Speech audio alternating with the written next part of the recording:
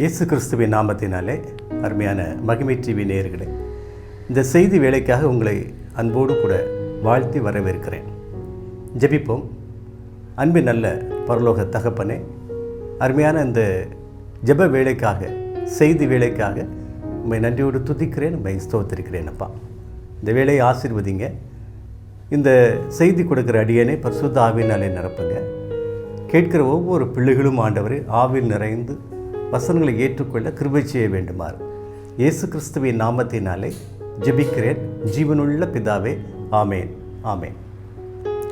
அருமையான தேவனுடைய பிள்ளைகளை, இன்றைய செய்திக்காக எடுத்துக்கொண்ட வேத வசனம் ஏசாயா தீர்க்கதரிசியின் புஸ்தகம் 2ஆம் அதிகாரம் 3ஆம் வசனம்.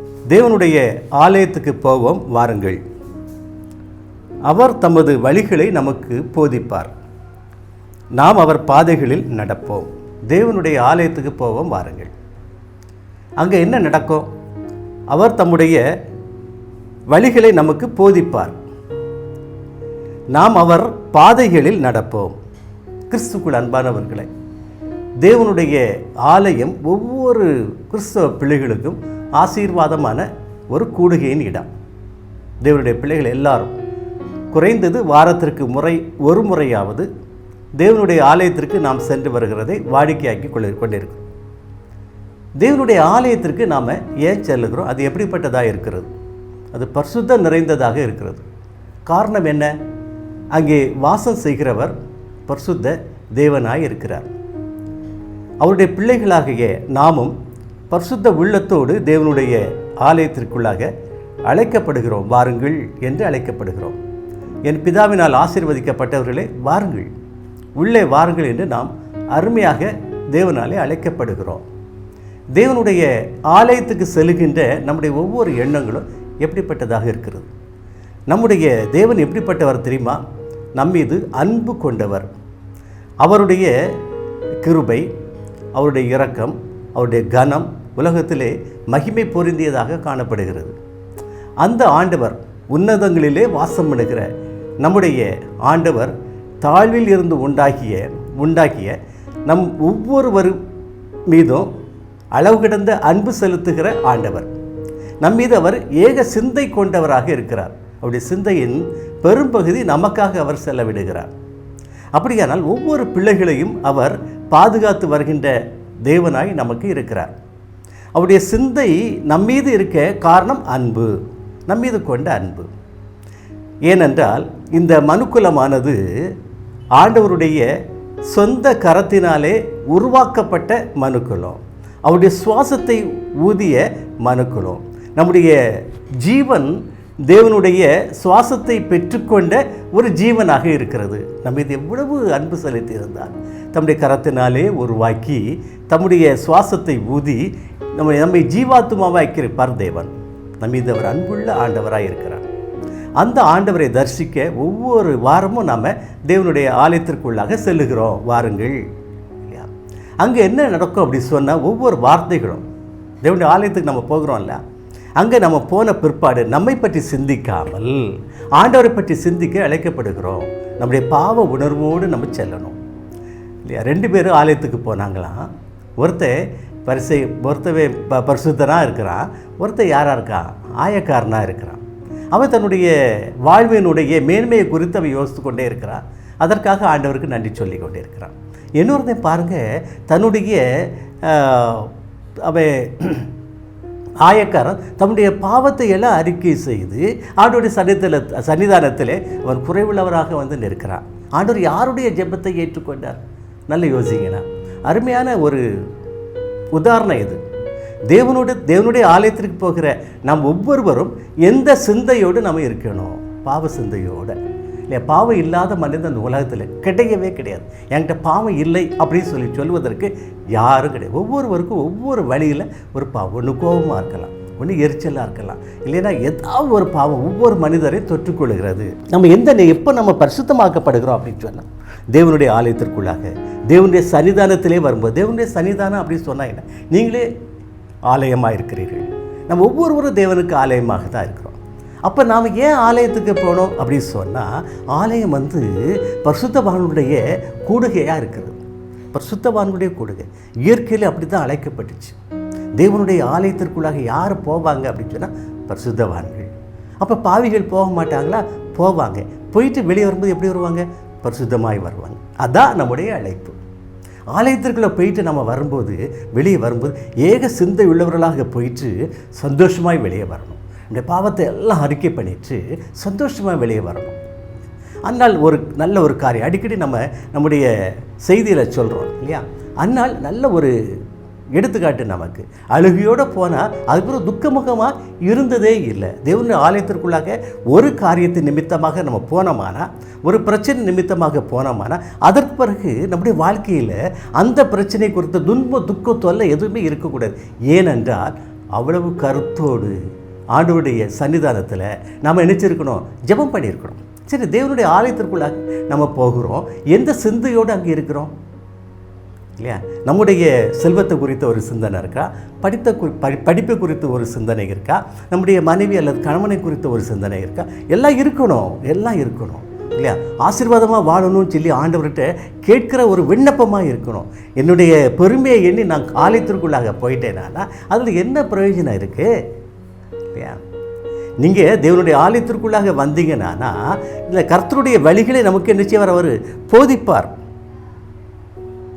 தமது வழிகளை நமக்கு போதிப்பார்.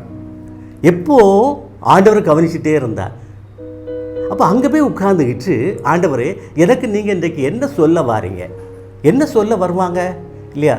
சிலருக்கு பாடல்களில் தேவனுடைய பிரசன்னம் இருக்கும், சிலர்களுக்கு ஜெபத்தில் பிரசன்னம் இருக்கும், சிலருக்கு செய்தியில் பிரசன்னம் இருக்கும், சிலருக்கு பிறரை பார்த்தவுடன் ஒரு பிரசன்னம் இல்லையா? அவர் பரிசுத்தமானா இருக்கான், நானும் பரிசுத்தமாக இருக்கணும். சிலருக்கு பாவியாக இருக்கான், கஷ்டப்படுறான், தண்டிக்கப்படுறான் இல்லையா? நான் பாவம் செய்யக்கூடாது இல்லையா?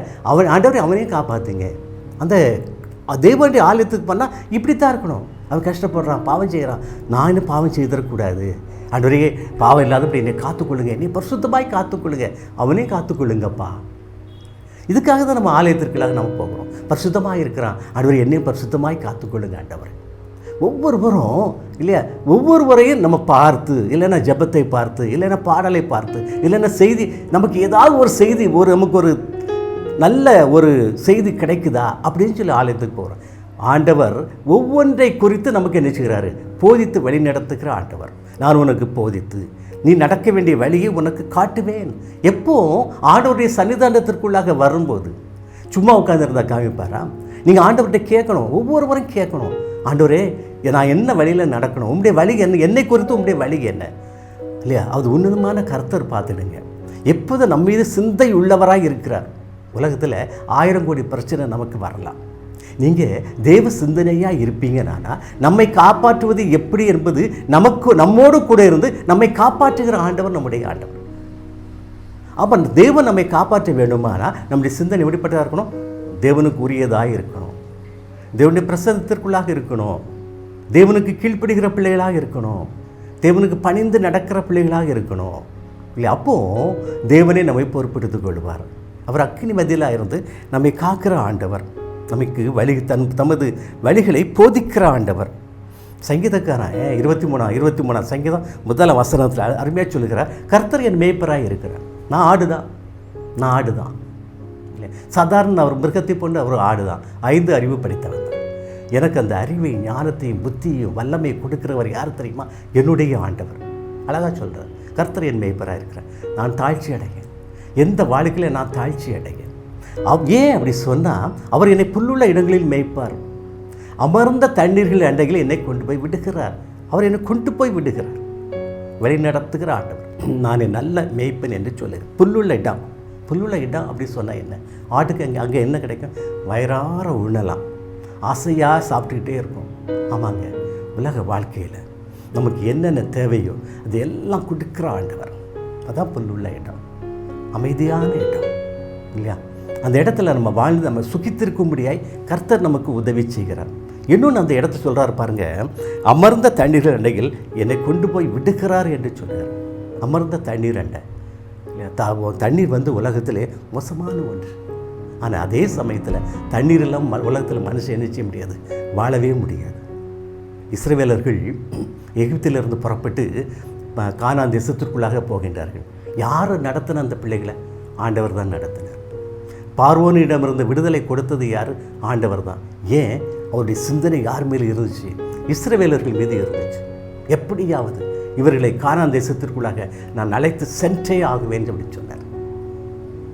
இப்போ பாருங்க, ஆனால் செல்லுகிற அந்த இடத்துல என்ன வந்து நிற்கி? செங்கடல் வந்து நிற்கி. எங்கே போகிறது? தடையாக காணப்படுகிறது. சரி, பின்னால் திரும்பி பார்க்குறாங்க. அனுப்பின அதே பார்வோன் ராஜா ஒரு மிகப்பெரிய ஒரு சேனையோடு வருகிறான். இவங்ககிட்ட தான் ஒன்றுமே கிடையாது. சாப்பாடு கூட ஏதோ ஒன்று தூக்கிட்டு வந்திருக்காங்க, அவ்வளோதான். எத்தனை நாள் போகும் அந்த சாப்பாடு? இல்லை, வயதானவங்க இருக்காங்க, பிள்ளைங்க இருக்காங்க, ஆடு மாடுகள் எல்லாம் இருக்குது. எல்லாவற்றையும் கூட்டிகிட்டு கிட்டத்தட்ட 20 லட்சத்துக்கு மேற்பட்ட மக்கள் அங்கேருந்து புறப்பட்டு வராங்க. முன்னால் பார்த்தா செங்கடல் இருக்குது, பின்னால் பார்த்தா என்ன இருக்குது? பார்வோன் ராஜா ஒரு மிகப்பெரிய சேனையோடு வருகிறான். இவங்களை அழித்தே போடுவோம் அப்படின்னு சொல்லி தான் நினச்சாங்க. ஆண்டவர் விட்டாரா? விடலையே. அமர்ந்த தண்ணீரண்டை அவர்களை கொண்டு போய் விட்டார். எப்படி பாருங்கள், நடந்து போக பண்ணினார். அந்த கடலில் யாரும் என்ன செய்ய முடியாது, கடக்கவே முடியாது. அதில் ஒரு பாதையை உண்டாக்கினார். இதான் அமர்ந்த தண்ணீரண்டைங்க. நம்முடைய வாழ்க்கையில் எவ்வளோ பிரச்சனை இருந்தாலும் ஆண்டோடைய சமூகத்தில் நாம் இருப்போமானா? இதுக்காகத்தான் நீங்கள் தேவனுடைய ஆலயத்துக்கு நீங்கள் போங்க அப்படின்னு சொல்லியிருக்கு. தேவனுடைய ஆலயத்துக்கு எல்லாரும் போங்க, எல்லா வாரமும் போங்க. எப்பெல்லாம் உங்களுக்கு முடியுமோ அப்போதெல்லாம் நீங்கள் தேவனுடைய ஆலயத்திற்குள்ளாக சென்று வாருங்கள். என்னென்ன ஆராதனை நடக்கு உங்களுக்கு கலந்துக்கிற எப்பப்பெல்லாம் நேரம் இருக்குது, அந்த எல்லா நேரமும் நீங்கள் போங்க. முடியுமானா போங்க. வேலை செய்கின்றவர்கள் எல்லா நேரமும் போக முடியாது, ஆனால் இரவில் போகலாம்ல. ஒரு வழியை நீங்கள் உருவாக்கி கொடுங்கள். படிக்கிற பிள்ளைங்க, பணி செய்கிறவங்க வீட்டில் வந்து என்ன வேலை செய்யணும், அவங்க என்ன போக முடியாமல் இருக்கலாம். ஆனால் சண்டே கண்டிப்பாக ஆலயத்துக்கு போகணும் இல்லையா? ஆலயத்துக்கு நம்ம போகணும். ஒவ்வொரு பிள்ளைகளும் தேவனுடைய ஆலயத்துக்கு நம்ம போகணும். தேவனுடைய ஆலயத்துக்கு போனால் அவருடைய வழிகளை நமக்கு போதிப்பார், சொல்லிக் கொடுப்பார். அவருடைய வழி நமக்கு ரொம்ப முக்கியமான வழி. நீங்கள் தேவனுடைய சன்னிதானத்தை விட்டு நீங்கள் விலகிட்டீங்க அப்படின்னு சொன்னால், ஏக சிந்தை உள்ளவர்களாக இல்லாமல் இருந்தீர்கள். ஆனால் உங்களுடைய உள்ளத்திற்குள்ளாக தேவனை தரிசிக்கணும் அப்படிங்கிற ஒரு எண்ணம் இல்லாமல் வேறு உலக சிற்றின்பங்களிலே நீங்கள் ஆலயத்தில் போய் உட்கார்ந்தீங்க அப்படின்னு சொன்னால் தேவனுடைய வழி உங்களுக்கு காட்டப்படாது. உங்களுக்கு தெரியாத தேவன் சொல்லிக் கொடுக்குற அந்த ஆலோசனைகளை ஏற்றுக்கொள்ளுடைய மனப்பக்குவம் உங்களுக்கு இல்லையே.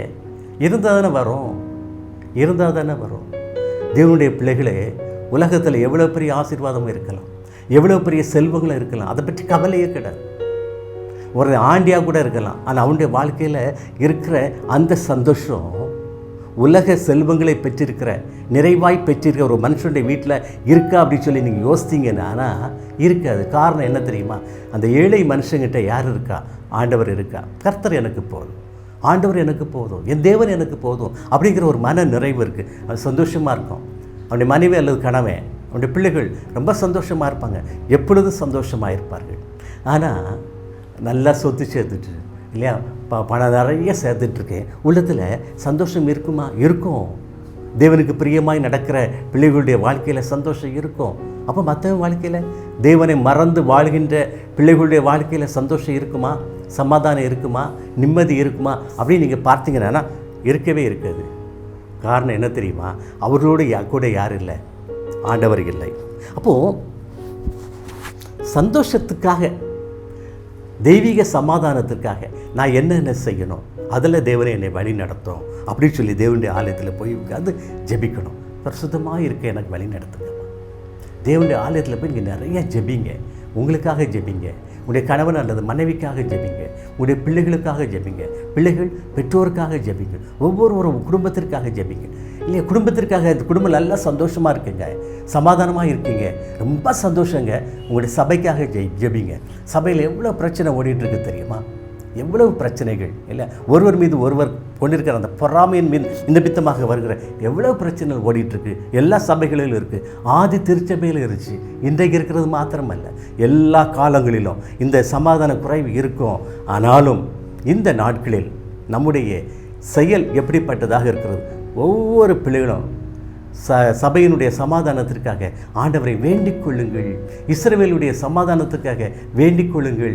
இஸ்ரவேல் ரட்சிக்கப்பட வேண்டிக் கொள்ளுங்கள். வேதம் அப்படித்தான் சொல்லுது. உலகமே ரட்சிக்கப்படணும். உலகம் ரட்சிக்கப்படுவதற்காகத்தான் இயேசு கிறிஸ்து இந்த உலகத்தில் வந்தார், மனிதனாக வந்தார்.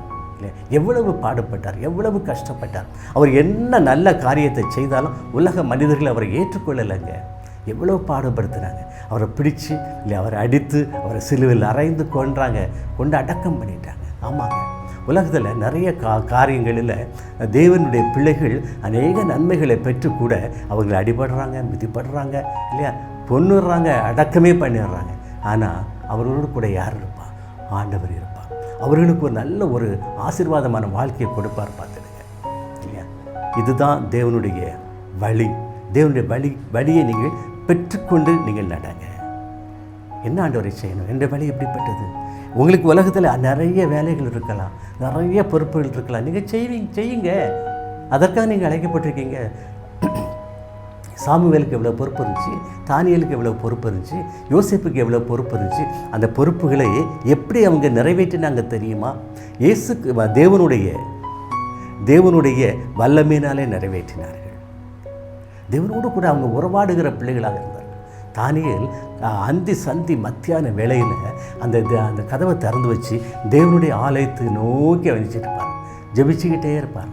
தேவனுடைய ஆலயத்துக்கு போக முடியலை. ஆனால் தேவனுடைய ஆலயத்தை அந்த ஜன்னலை திறந்து வச்சு தேவனுடைய ஆலயத்தை அப்படி நினச்சி ஜெபிச்சுக்கிட்டே இருப்பான். யாருக்காக ஜெபிச்சாங்க?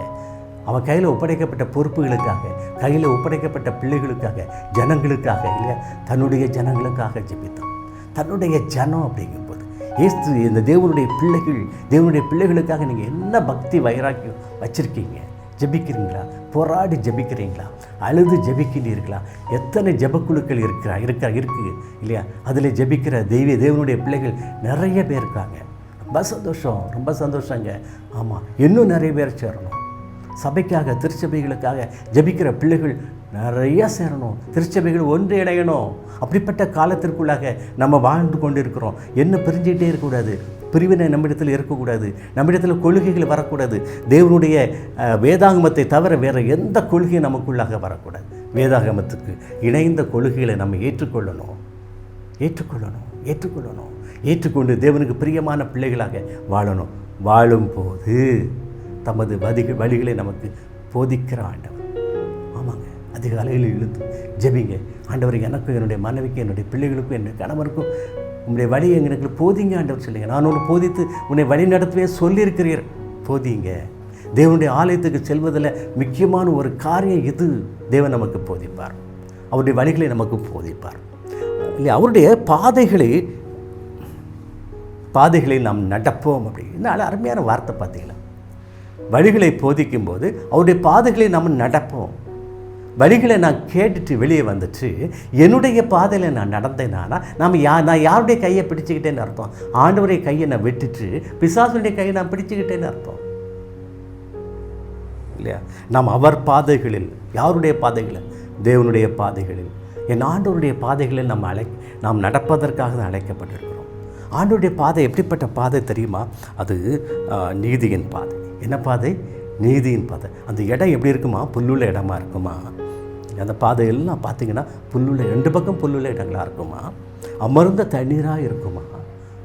புல்லும் தண்ணீரும் இல்லை, ஆகாரமும் தண்ணீரும் ஒவ்வொரு மனுஷருக்கும் தேவைங்க.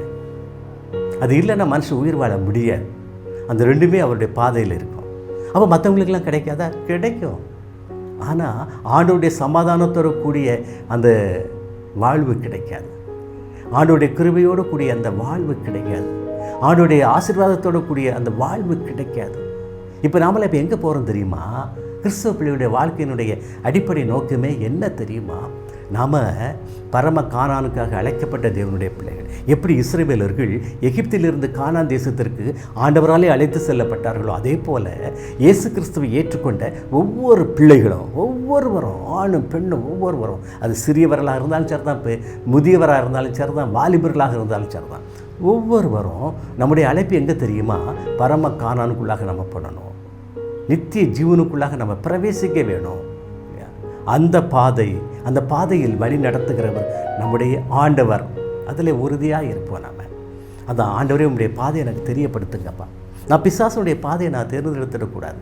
பிசாசுடைய பாதை பார்க்குறதுக்கு அகலமாக இருக்கும். ஆனால் ஆண்டவருடைய பாதை இல்லையா, ஏற்றுக்கொள்கிறவர்கள் ஒவ்வொன்றாக வந்துக்கிட்டே இருப்பாங்க. அந்த இயேசு கிறிஸ்துவனுடைய காலத்தில் இயேசு கிறிஸ்து மரித்து அடக்கம் பண்ணப்பட்டு அவர் உயிரோடு எழுந்து பரலோகத்துக்கு போன பிற்பாடு இல்லையா, அந்த ஆதி அப்போஸ்தலர்கள் எவ்வளோ பாடுபட்டாங்க தெரியுமா? தேவன் அந்த ஜனங்களை, இஸ்ரவேலரை கிறிஸ்துவுக்குள்ளாக நடத்துவதற்கு எவ்வளவு பாடுபட்டாங்க. கொஞ்சம் கொஞ்சம் பேராக தான் என்ன செய்தாங்க, இவருடைய செய்தியை கேட்டு வந்தாங்க. வர வர இவர்களை சபையில் சேர்த்தது யார் தெரியுமா? ஆண்டவர். கிறிஸ்துவுக்கு அன்பானவர்களே, சபையில் நம்மை சேர்க்கிறவர் ஆண்டவர். அதற்கு நம்ம தகுதியாக நடந்து கொண்டே இருக்கிறோம். ஒவ்வொரு நாளும் நடக்கிறோம். சபையில் எத்தனை பேர் இருக்கிறோமோ அத்தனை பேரும் சபையில் சேர்த்தது நம்முடைய ஆண்டவர். பிதா குமாரன் பரிசுத்த ஆவியானவர் நம்மோடு கூட இருக்கிற பிதா குமாரன் பரிசுத்த ஆவியானவர் நம்மோடு கூட இருப்பதில் அவர் ஆனந்தம் அடைகிற ஆண்டவர். அவருடைய அந்த செய்திக்கு நம்ம நன்றியுள்ளவர்களாக இருக்கிறோமா? யோசித்து பாருங்களேன். அங்கே போய் சண்டை போடாதீங்க, சமாதானமாக இருங்க இல்லையா? ஜாதி எதுவுமே பார்க்காதீங்க, எந்த வெறுப்பை நீங்கள் காட்டாதீங்க. ஆலயமானது இல்லையா தேவன் வாசம் பண்ணுகிற இடம். அவரை சமாதானப்படுத்த நான் என்ன செய்யணும் அப்படின்னு சொல்லி நம்ம சிந்திப்போங்க. வேறு எந்த வெறுப்பையும் நம்ம அங்கே காண்பிக்க வேண்டாம். அப்போ தேவன் நம்மை ஆசீர்வதிப்பார் இல்லையா? அவர் உன்னதமான தேவன், உன்னதங்களில் வாழ்கிற தேவன். தாழ்வில் இருந்து உண்டான நம்மை அவர் தான் உருவாக்கினாருங்க. நம்மை அவர் தான் தெரிந்தெடுத்துக்கிறார். நான் உங்களை தெரிந்து கொண்டேன் என்று வேதவசனம் சொல்கிறார். ஆண்டவர் நம்மை தெரிந்தெடுத்திருக்கிறார். கிறிஸ்தவன் என்று இன்றைய இந்த திருச்சபையில் பெயரெழுதப்பட்ட ஒவ்வொருவரும் தேவனால் தெரிந்து கொள்ளப்பட்டவர்கள். அதற்கு நம்ம பாக்கியவானாக இருக்கிறோமா? வெளியே விலகி போய்கிட்டே இருக்கிறோமா? வெளியே விலகி போகக்கூடாது. ஆண்டவருக்கு பிரியமான காரியங்களை நம்ம ஈடுபடுத்தி கொள்ள வேணும். ஆண்டவருக்கு பிரியமாக நடக்கணும், கீழ்ப்படியணும். நான் வேதம் வாசிக்கிறேன் அப்படி சொல்லிட்டு வேதத்தை நம்ம மறந்துடக்கூடாது. அருமையான ஒரு ஊழியக்காரரை பற்றி பேசுவாங்க பார்த்துடுங்க. ரிச்சர்ட் உம்ரான் அப்படின்னு சொல்லி கேள்விப்பட்டிருக்கீங்க. இவர் ஒரு யூதர். இவர் இயேசு கிறிஸ்துவை ஏற்றுக்கொண்டார். பொதுவாக யூதர்கள் யாரை ஏற்றுக்கொள்ள மாட்டாங்க, இயேசு கிறிஸ்துவை ஏற்றுக்கொள்ள மாட்டாங்க. இப்போ நிறைய பேர் ஏற்றுக்கொண்டு வந்துகிட்டே இருக்காங்க. இவர் ஏற்றுக்கொண்டு பட்டு கிறிஸ்துவுக்கு ஊழியம் செய்வதற்காக கம்யூனிஸ்ட் நாட்டுக்கு போகிறார். ஆண்டோடைய செய்தி எப்படி கம்யூனிஸ்ட் நாட்டில் சொல்ல முடியும்? சொன்னார், நிறைய பேருக்கு சொன்னார் இல்லையா? கடைசியில் தெரிஞ்சு போச்சு. ரகசிய சபைகளை வச்சுருந்தார், தெரிஞ்சு போச்சு இல்லையா? யாரெல்லாம் ரகசிய சபையில் இருக்காங்களோ அவங்கள எல்லாம் அரெஸ்ட் பண்ணி கொண்டு போயிட்டாங்க. கடுமையாக துன்புறுத்தினார். ரிச்சர்ட் உம்ரானியை கடுமையாக துன்புறுத்தினார். ஏன்னா இவர் முக்கியமான நபர். இவர் அப்போ கடுமையாக துன்புறுத்தும் போது இயேசு கிறிஸ்துவை மறுதளிக்க சொல்கிறாங்க. யாரெல்லாம் இயேசு கிறிஸ்துவை மறுதளிக்கிறாங்க அவங்கள விட்டுருவாங்க. மறுதளிக்காக திரும்ப உள்ளத்துக்கு போடுவாங்க இல்லையா? அவங்க அடைக்கப்பட்ட அந்த செல் இருக்குது பாருங்கள், அந்த சிறைச்சாலை இருக்குது பாருங்கள், ரொம்ப மோசமாக இருக்கும். கண்டிஷன் மோசமாக இருக்கும், இருட்டாக தான் இருக்கும். உள்ள அடைச்சி போட்டிருப்பாங்க. வெளியே ஒரு நாள் கூட்டு வருவாங்க. கூட்டு வந்து இயேசு கிறிஸ்துவை மறுதளிக்க சொல்லுவாங்க. மாட்டேன்னு சொல்லுவாங்க. சித்திரவதை பண்ணுவாங்க.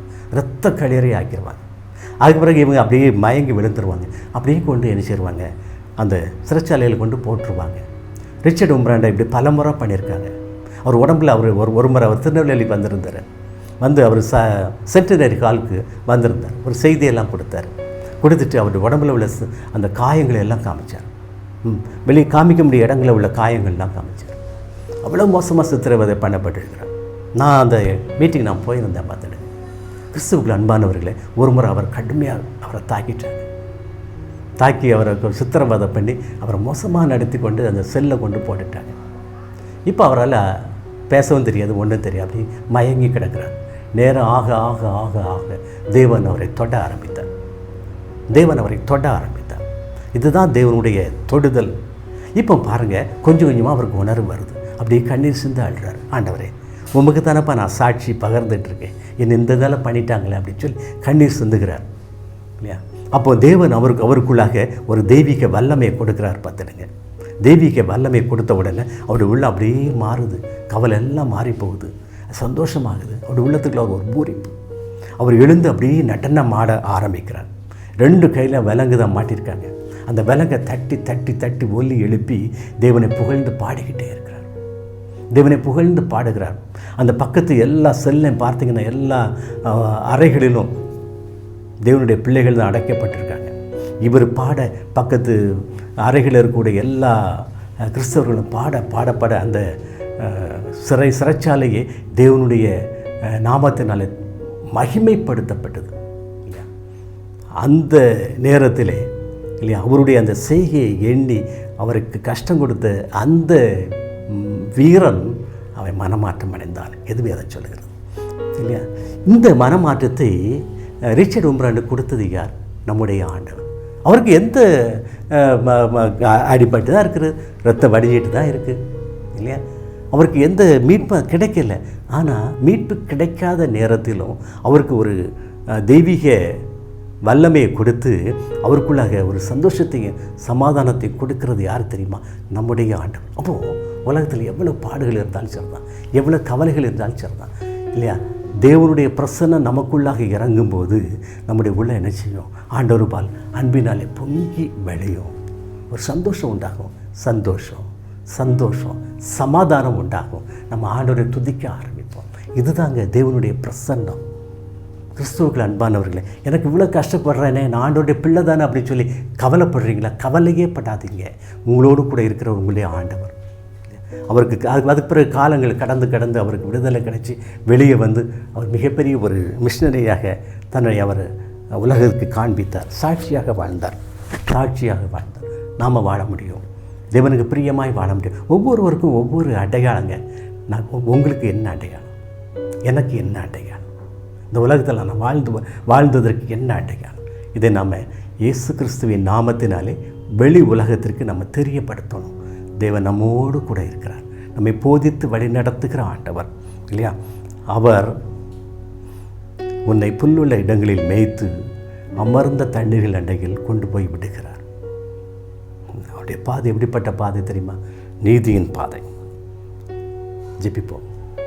பரிசுத்தமும் அன்பு நிறைந்த பரலோக தந்தையை, அருமையான வசனத்தை கொடுத்தீங்கப்பா. எங்களோடு கூட இருக்கீங்க. எங்களை போதித்து வழி நடத்துகின்றீங்கப்பா. கண்ணை வைத்து எங்களுக்கு ஆலோசனை சொல்கிறீங்க. தேவனே, உம்முடைய ஆலயத்திற்கு வருகின்ற உம்முடைய பிள்ளைகள் ஒவ்வொருவரும் ஆண்டவரே உண்மையான இருதயத்தோடு உண்மை ஏற்றுக்கொள்ளணும். உமக்கு பயந்து நடக்கணும். உமக்கு கீழ்ப்படிந்து நடக்கணும். ஆண்டவரே, உம்முடைய வழிகளை பற்றி கொள்ளணும் அப்பா. நீதியின் பாதையில் வழி நடக்கணும். உதவி செய்ய தகப்பனே. உலகமானது மாயையை பின்பற்றி சோரம் போய் விடாதபடி, பிசாசுடைய வழியில் நடந்து விடாதபடி பரிசுத்த தேவன் ஒவ்வொரு பிள்ளைகளையும் தொட்டு ஆசீர்வதிக்க வேண்டுமாறு ஜெபிக்கிறேன். சுகத்தை கொடுங்கப்பா, பலனை கொடுங்கப்பா, ஜீவனை கொடுங்க. உங்களுக்கு பிரியமாக நடக்கிற வல்லமையை கொடுங்க தகப்பனே. எந்த நேரத்தில் பிசாசுக்கு எதிர்த்து நின்று உம்மோடு கூட இருந்த ஆண்டவரே உலகத்தை சுதந்திரித்துக்கொள்ள உதவி செய்ய வேண்டுமாறு இயேசு கிறிஸ்துவின் நாமத்தினாலே ஜெபிக்கிறேன். ஜீவனுள்ள பிதாவே, ஆமென், ஆமென்.